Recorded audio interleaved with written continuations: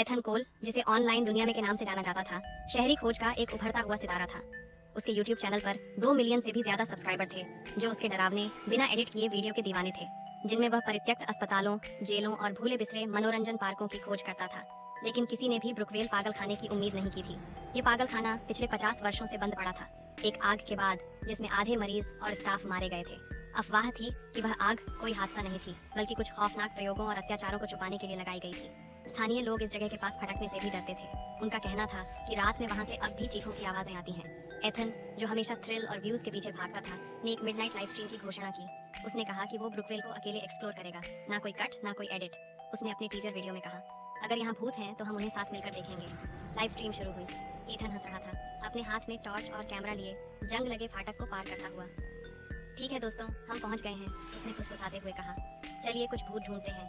जैसे जैसे वो अंदर बढ़ा, चैट बॉक्स में हलचल मच गई। दर्शकों ने अंधे कोनों में कुछ अजीब आकृतियां और टूटी दरवाजों के पीछे छायाएं देखीं। ईथन ने उन्हें हंसते हुए टाल दिया। शायद चूहे होंगे, उसने कहा, लेकिन अब उसकी मुस्कान फीकी पड़ रही थी। बेसमेंट में उसे एक कमरा मिला, जो किसी नक्शे में दर्ज नहीं था। एक भारी स्टील का दरवाजा, जैसे वक्त ने उसे छुआ तक न हो। मशक्कत से उसने उसे खोल लिया। कमरे के अंदर घुप अंधेरा था। तभी स्क्रीन झिलमिलाई। कुछ सेकंड के लिए दर्शकों को लगा जैसे ईथन के पीछे कोई खड़ा था, लंबा, पीला और बहुत ही गलत सा दिखने वाला। चैट बॉक्स फट पड़ा। वो क्या था? पीछे देख, भाग जा! एथन जम गया। उसने भी उसे देखा था। वो धीरे से पीछे मुड़ा, हाथ कांपते हुए टॉर्च थामे, लेकिन वहाँ कुछ नहीं था। ठीक है, वो बोला, शायद ये जगह मेरे साथ खेल खेल रही है। अब वापस चलते हैं। धड़ाम! दरवाजा बंद हो गया। स्ट्रीम में गड़बड़ी आने लगी, आवाज टूटने लगी। दूर कहीं से एथन की चीखें सुनाई दी, जैसे कोई पुराना कैसेट टेप बज रहा हो।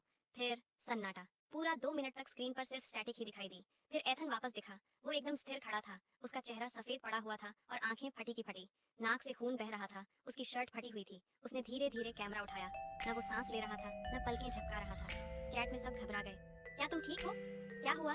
एथन झुककर कैमरे के बेहद पास आया। उसने मुस्कुराया, फिर धीरे से फुसफुसाया, अब तुम्हारी बारी है। स्ट्रीम वहीं बंद हो गई। उसके बाद से चैनल पर कभी कोई पोस्ट नहीं आया। उसका फोन और कैमरा असाइलम के बाहर पड़े मिले, जैसे किसी ने ध्यान से रख छोड़े हों।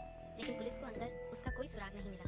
पर अब भी कभी कभी आधी रात को उसकी लाइव स्ट्रीम अपने आप फिर से शुरू हो जाती है, कुछ ही सेकंड के लिए। स्क्रीन झिलमिलाती है। एथन का चेहरा दिखता है, मुस्कुराता हुआ, फुसफुसाता हुआ और फिर